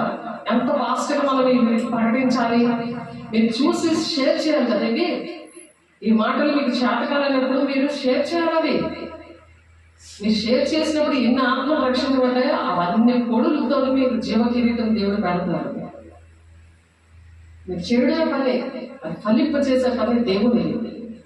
నేల పక్కన పడ్డాయి, కొన్ని త్రోవ పక్కన పడ్డాయి, ముళ్ళ పొలంలో పడ్డాయి, కానీ కొన్ని మంచి నేల మీద పడ్డాయి. అలా మంచి నేల పడే విత్తనాల వలె దేవుడు ఫలింప దయచేయను గాక. లోకులు నెమ్మదిగా ఉన్నది భయమేమీ లేదని చెప్పుకొని చుండగా గర్భిణీ స్త్రీ ప్రసవ వేదన వచ్చినట్లు వారికి అకస్మాత్తుగా నాశనం తప్పించిన కనుక వారంత మాత్రంలో తప్పించుకోలేరు. సహోదరులారా, ఆ దినము దొంగ వలె మీ మీదకు వచ్చుటకు మీరు చీకటిలో ఉన్నవారు కారు. ఎందుకు పరిశుద్ధాత్మ పొందుకొని ఉండాలి? ఆ టైంకి దేవుని రాజ్యం వచ్చినా, ఏ ఉపద్రవం వచ్చినా చక్కగా దేవుని రాజ్యానికి వెళ్ళిపోదాం మనం. ఇంకే గోళం ఉండదు. అందుకే బ్రతుకుట క్రీస్తే చావైతే లాభమే అన్నాడు పౌలు. బ్రతుకుట క్రీస్తే, బ్రతికితే క్రీస్తు కొరకు బ్రతకాలి. ఆ నిత్య జీవం వాళ్ళలో ప్రవహిస్తూ ఉంటుంది. నమ్మి ఆయన నామందు జీవం అలా పొందుకుంటారు. ఆయన ద్వారా నమ్మువారి అలా సూచక్రియలు చేస్తాడు. ఆయన నమ్మాలి. అలా మనం పరిశుద్ధత, తీర్మానము దేవుని దగ్గర పొందుకోవాలి. వాక్య ప్రకారం నడవడము చేయాలి. సరి చేసుకోవడానికే వేసే శరీరం రక్తము ఆయన బంధాలను అందుకు తీసుకోవాలి. ప్రార్థన, సహవాసము, రొట్టెకిచ్చుటది ఎడతెగక ఎందుకు కూడా అన్నారో తెలుసా? ఆయన మరణాన్ని ప్రచురం చేయడానికి. ఈ వార్త ప్రకటిస్తేనే యోహాను 14వ వచనంలో సకల జనులకి ఈ వార్త ప్రకటించిన తర్వాతే దేవుడు వస్తాడు. ఎంత నువ్వు లేట్ చేస్తావో అంత లేటుగా దేవుడు వస్తే అనేకమైన ఉపద్రవాలు, అనేకమైన కరువు అయితే, అనేకమైన ఇబ్బందులు ఇవన్నీ కూడా వస్తూ ఉంటాయి. అవన్నీ భరించుకోవడానికి దేవుడు మండే గుండెగా మనల్ని ఆరాధన చేయమంటున్నాడు. నీ గుండె మండుతో ఉండాలి దేవుని ఆరాధన చేయడం. ఆరాధన చేయడం అంటే ఏంటి? ఆయన ప్రేమించడం, ఆయన ఆజ్ఞలు గైకొనడము, ఆయన మాటలు గైకొనడము, ఆయన మాట ప్రకారం నడవడము. అది ఎవరినైనా ప్రేమిస్తే అది ఇష్టంగా వాళ్ళకి ఏదైనా చేసి పెడతామో, లేకపోతే కష్టంగా చేస్తామా? ప్రేమతో పడదా చేస్తాను, నీకోసం ఏదైనా ఇచ్చేస్తానంటారు కదా, నీకోసం నేను ప్రాణం పెట్టేస్తానంటారు. సైతం ప్రేమ అది. అట్లేరు, పెట్టినా సరే వాడు తిని చెబుతాడు, కానీ వాడు బాగా హాయిగా వెళ్ళిపోతాడు. మనుషులు ప్రేమిస్తే అలా ఉంటుంది, కానీ దేవుని ప్రేమిస్తే నిత్య జీవం వస్తుంది. దేవునికి మహిమ కలుగును గాక. సహోదరులారా, దినము దొంగ వలె మీ మీదకి వచ్చుటకు మీరు చీకటిలో ఉన్నవారు కాదు. దేవుని ప్రేమిస్తే మనం చీకటిలో ఉండవు. మనకు తెలుస్తుంది ఆయన బోర శబ్దము, ఆయన వస్తున్నప్పుడు ఆయన ఆ సంభవింపబోయే సంగతులు మనకు బయలుపరుస్తూ ఉంటాడు. ఎవరికి ఏ మాటలు చెప్పాలో, ఎలా మన స్వార్థ ప్రకటించాలో, ఏ విధంగా ఎవరిని ఆదుకోవాలో అన్నీ కూడా దేవుడు నీతో ఉంటాడు. నీతో ఉండి నడిపిస్తాడు.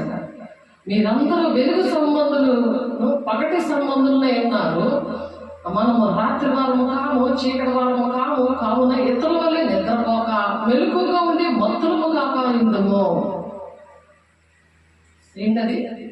ఎలా ఉండమంటున్నాడు దేవుడు? ఇతరులు నిద్రపోతారు, ఇతరులు మత్తులో పడి ఉంటారు, మధ్యాహ్నం రౌండ్ వేసేస్తారు, సాయంత్రం ఒకటి, పొద్దున్న ఒకటి, తిండం పడుకోవడమే. అదే మత్తు మందు, ఏదో మత్తు ఇంజక్షన్ ఇచ్చినట్టే అలా పడి ఉంటున్నారు. మత్తు మాత్రలు వచ్చాయి, నిద్ర పడకపోతే మత్తు మాత్రలు అంటే స్లీపింగ్ టాబ్లెట్ వేసుకొని మరి పడుకుంటారు. ఎలాగ బీపీ షుగర్లు ఉన్న వాళ్ళకి ఎలాగ మత్తు ఉంటుంది అందులోని, అవి వేసుకోవాలి కాబట్టి ఇంకా మత్తు మాత్రలు వేసుకొని పడుకుంటున్నారు. ఆలోచించండి, ఇసిపోయిన ఒకరోజు పడుకుంటారు, రోజు ఉదయం సాయంత్రం నిద్రే. అది ఎవరి మనసు జీవము లేదా మనిషిలో.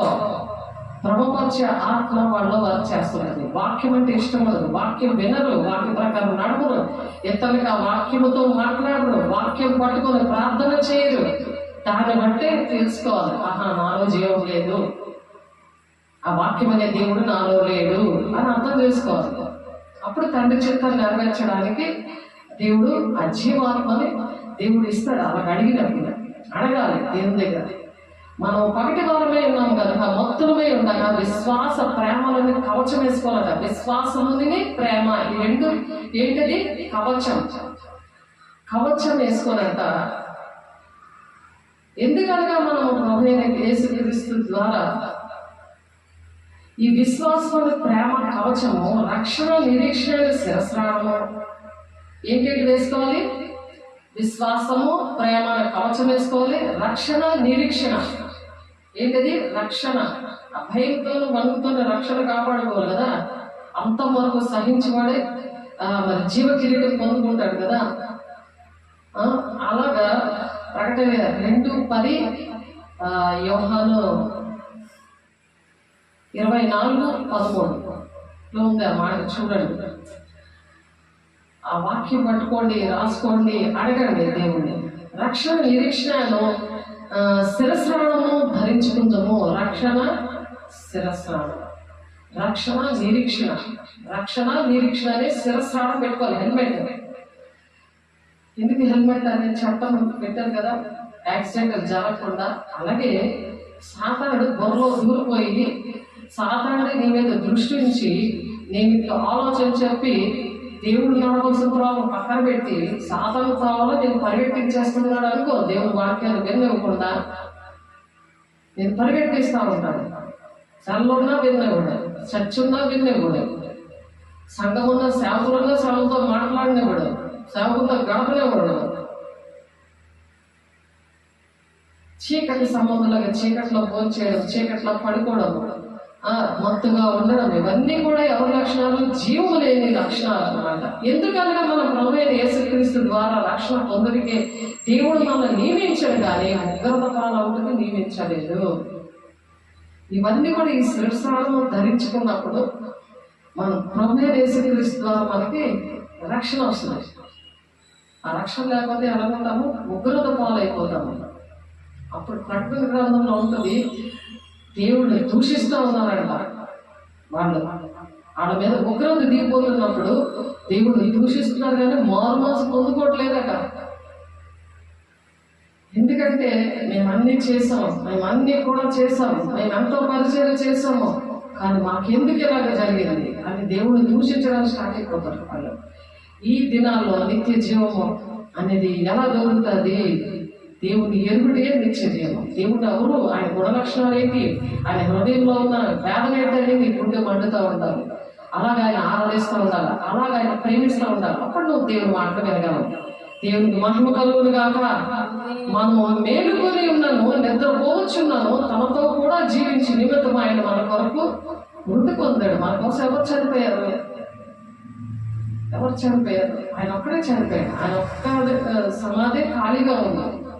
ఆయన ఒక్కడే ప్రాణం పెట్టాడు. తండ్రి దేవుడు ఆయన ఒక్క కుమారుడిని మన కోసము పంపించారు. కాబట్టి మీరిప్పుడు చేయించున్నట్టుగానే ఒకరినొకడు అందరినీ ఒకరినొకడు క్షేమాభివృద్ధి కలుగు చేయండి.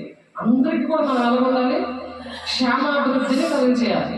కాబట్టి మీరు ఇప్పుడు చేయించున్నట్టుగానే ఒకరినొకడు ఆదరించి ఒకరినొకడు క్షేమాభివృద్ధి కలుగు చేయండి. మరియు సహోదరులారా, మీలో ప్రయాసపడచ్చు. ప్రభువునందు మీకు పైవారై ఉండి మీకు బుద్ధి చెప్పువారని మన్నన చేసి, మీకు బుద్ధి చెప్పుచున్న వాళ్ళు మీరు మన్నన చేసి వారి పనిని పెట్టి వారి ప్రేమతో మిమ్మల్ని ఘనముగా ఎంచవద్దని వేడుకొనిచున్నాను. మీకు బుద్ధి చెప్తున్న వాళ్ళని ప్రేమగా చూడాలి. వాళ్ళ పనిని బట్టి ప్రేమతో మిక్కిలి ఘనంగా ఎంచమంటున్నారు. మరి ఒకరితో ఉన్నప్పుడు సమాధానంగా ఉండండి. బుద్ధి చెప్తుంటే నచ్చదు, సమాధానంగా ఉండరు వాళ్ళతో. అందుకని మరి మేము మీకు బోధించింది ఏమనగా అక్రమంగా నడుచుకుంట కొన్ని వారికి అక్రమంగా ఎవరైతే నడుస్తున్నారో వాడికి బుద్ధి చెప్పండి. ధైర్యం చెడిన వారికి ధైర్యపరచండి, బలహీనులకు ఊతనీయండి, అందరి ఎడల దీర్ఘశాంతము గలవారై ఉండండి. జీవం ఇచ్చే ఆత్మ యొక్క నియమము ఈ విధంగా ఉంటుంది. మనలో జీవం ఉన్నదనుకో ఆమె అందరి ఎడల కూడా దీర్ఘశాంతము కలిగిన వాళ్ళ ఉంటాం అన్నమాట. ఎవడనో కీడుగా ప్రతి కీడు ఎవరికైనా చేయకుండా చూసుకోండి అన్నారు. ఎవరికి కూడా ప్రతి కీడు ఆ కీడు చేసేది మనం కీడు చేయకూడదు. మీరు ఒకరి ఏడల ఒకడు మనుషులందరి ఏడల ఎల్లప్పుడూ మేలైన దాన్ని అనుసరించి నడుచుకుని అంటున్నారు. మేలైన దానికోసమే మనం ఆలోచించాలి. వాళ్ళకి మేలు చేయాలని వాళ్ళ కోసం మనం ప్రయత్నించాలి. ఎల్లప్పుడూ మనం సంతోషంగా ఉండాలి. ఎటువంటి పరిస్థితుల్లో ఉన్నా సరే మనం సంతోషంగా ఉండాలి.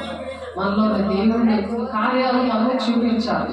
చూపిస్తే ఏం చేయాలి? ఎడతెగక ప్రార్థన చేయండి అంటారు. ఎడతెగక ప్రార్థన చేయండి. ప్రతి విషయమందు కూడా మీరు కృతజ్ఞతాస్తుతులు చెల్లించండి అంటారు.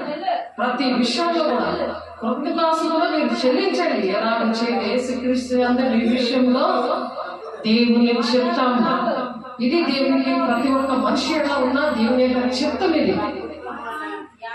సేవకులు చెప్తున్నారు కదా, దేవుని చిత్తము బలపడలేదు అనుకునేలాగా సాతాను చేస్తాడు. మీలో ఎప్పుడైతే జీవం ఉండదో ఆ విధంగా చేస్తాడు. అందుకనే యోహాను సువార్త 17వ అధ్యాయంలో యోహాను సువార్త చూడండి, ఒకసారి చూడండి. యోహాను సువార్త 17వ అధ్యాయము 3వ వచనంలో అద్వితీయ సత్య దేవుడు అయిన నిన్నును నీవు పంపిన యేసుక్రీస్తును ఎరుగటే నిత్య జీవము. ఆయన ఎరగాలి. ఆయన అంటే ఎవరో నీకు తెలియదు. ఎక్కడ పడితే అక్కడ దేవుడు పరిగెట్టేస్తాడు. అభిషేకం లేకుండా, పరిశుద్ధాత్మ లేకుండా, దేవుడి ప్రణాళిక లేకుండా మరి ఉన్న దగ్గరికి వెళ్ళకూడదు. అందుకే ఏ ఆత్మ పరీక్షించుకోండి అని చెప్తున్నాడు. అద్వితీయ సత్య దేవుడు నిన్నును నీవు పంపిన యేసుక్రీస్తును ఎరుగుడి నిత్య జీవము. తండ్రి కుమారుని మనం ఎరగాలి.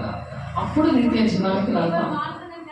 దేవుడు యేసు గారు వేసే మార్గము సత్యము జీవం అంటున్నారు. ఆయన ద్వారా తప్ప ఎవరూ తండ్రి గారు రాలేడు. అందుకే తండ్రిని నన్ను చూసిన వాడు తండ్రిని చూస్తాడు అని చెప్తున్నారు. మన వాక్యం ఎలా ఉందో అలా నడవాలి. దేవుడి చిత్తం ఎలా ఉందో అది మనం చేయాలి. అది దేవుడు మనకు అనుగ్రహించిన గాక. దేవునికి మహిమ కలుగును గాక. దేవునికి మహిమ కలుగును గాక. లోకము నుండి నీవు నాకు అనుగ్రహించిన మనుషులకు నీ నామం ప్రత్యక్షపరిచాను అంటున్నాడు. దేవుడు భూలోకానికి వచ్చి ఆయన నామాన్ని ప్రత్యక్షపరిచాడు. పరిచి వీరు నీ వారే ఉండేది, నీవు వారిని నాకు అనుగ్రహించావు, వారిని వాక్యమును గైకొని ఉన్నారు. మన వాక్యాన్ని ఇప్పుడు గైకుంటున్నారా? వాక్య ప్రకారం నడుస్తున్నారా? వాక్యం అసలు చదువుతున్నారా? ఏదో ఎక్కడ బుక్కులాగా ఏదో నవల్లాగా చదివేసి పక్కన పడేస్తున్నారు కుటుంబాలలో. చూడండి, వాక్య ప్రకారం నడవాలంటే పర్సనల్ గా వాక్యం అనేది మనము చదవాలి. వాక్యం అనేది ప్రకారం నేను నడుస్తానని తీర్మానాలు చేసుకోవాలి. వాక్య ప్రకారం నడుస్తామని తీర్మానం చేసుకోవాలి. అలా నడుస్తున్నామా లేదా? వాక్యమే దేవుడేనాడా దేవుడు. అప్పుడు ఎంతమంది అయితే నా మూలంగా నడిపించబడతారో వాళ్ళే నా కుమారులు నా కుమార్తెలు అని అంటున్నాడు. అందుకనే తండ్రి లోకము పుట్టక మునుపు నీ యొద్ద నాకు ఏ మహిమ ఉండనో ఆ మహిమతో నన్ను ఇప్పుడు నీ యొద్ద మహిమపరచుము అని మనిషిగా వచ్చి మానవుడిగా వచ్చి మనకు నేర్పించి దేవుడు ఆ మహిమ నాకు కావాలి అని దేవుడు మహిమను పొందుకున్నాడు. అలాగే మనం కూడా ఆ మహిమను పొందుకోవాలి. లోకము నుండి నాకు అనుసరించిన మనుషులకు నీ నామం ప్రత్యక్షపరిచాను. వీరు నా వారై ఉండి మీరు వారిని నాకు అనుగ్రహించారు కాబట్టి వారిని వాక్యాన్ని గైకొంటున్నారు. ఎవరైతే దేవుడి బిడ్డలు ఉన్నారో, జీవం కలిగి ఉన్నారో, జీవాత్మను కలిగి ఉన్నారో వాళ్ళు గైకొంటారు. వీటిలో గైకొనలేరు. వాళ్ళు గైకుంటున్నారని ఇక్కడ యేసయ్య సాక్ష్యం చెప్తున్నాడు మన కోసం. నీవు నాకు అనుగ్రహించిన మాటలు నేను వారికి ఇచ్చిన్నాను. వారు ఆయన మాటను అంగీకరించి నేను నీ యొద్ద నుండి బయలుదేరి వచ్చితిని నిజముగా ఎరిగి నీవు నన్ను పంపికమని నమ్మారు కనుక నీవు నాకు అనుగ్రహించిన ఇవన్నీ నీ వల్లనే కలిగినవని వారు ఇప్పుడు ఎరిగి ఉన్నారు కాబట్టి నేను వారి కొరకు ప్రార్థన చేస్తున్నాను. ఎవరైతే ఆ జీవం కలిగి ఉన్నారో వాళ్ళ కోసమే యేసయ్య ప్రార్థన చేస్తాడు. తండ్రి కుడి పార్శ్వాన నుండి. మనకి ఎంత దేవుడు మనల్ని ఎంత ప్రేమిస్తున్నాడో ఆలోచిస్తున్నాడ. ఎవరు లేరు, ఎవరు నా కోసం ప్రార్థన చేయరు, నేను వాళ్ళు ప్రార్థన చేస్తాను, వాళ్ళు నన్ను ప్రేమిస్తారు కాబట్టి నేను వాళ్ళ మాట నేను ఆడతాను. మనుషుల మాటలు ఆడుతుంటారు, మనుషులు మెప్పించడానికి గొప్పతనాల కోసం చూస్తుంటారు. దేవుని బిడ్డ తీర్మానం చేసుకో, నీవు నాకు అనుగ్రహించిన వారు నా వారైనందున వారి కొరకే నేను ప్రార్థన చేస్తున్నాను. అందరి కోసం చేయడైనా వారి కోసం దేవుడు ప్రార్థన చేస్తాడు. నువ్వు ఎవరి వైపు తిరుగుతున్నావు ఆలోచించి దేవుని బిడ్డ. దేవునికి మహిమ కలుగుగాక. ప్రార్థన చేసుకుందాము. పరిశుద్ధుల ప్రేమ గల దేవ, అభిషక్తుడా నీకు వందనాలు. మహిమ గల దేవ అయా, త్రిత్వంలో ప్రభా తండ్రి, పరిశుద్ధాత్మ దేవ తండ్రి అయా, మరి నాయన ఓల్డ్ టెస్టమెంట్ లో పాత నిబంధనలో తండ్రి అనే దేవుడు, మరి నాయన నూతన నిబంధనలో మరి యేసయ్య మరి ఈ కాలంలో పరిశుద్ధాత్మ దేవుడు కలిగి త్రిత్వములో మమ్మల్ని పెంచుతున్నావయ్యా, నీకు వందనాలు.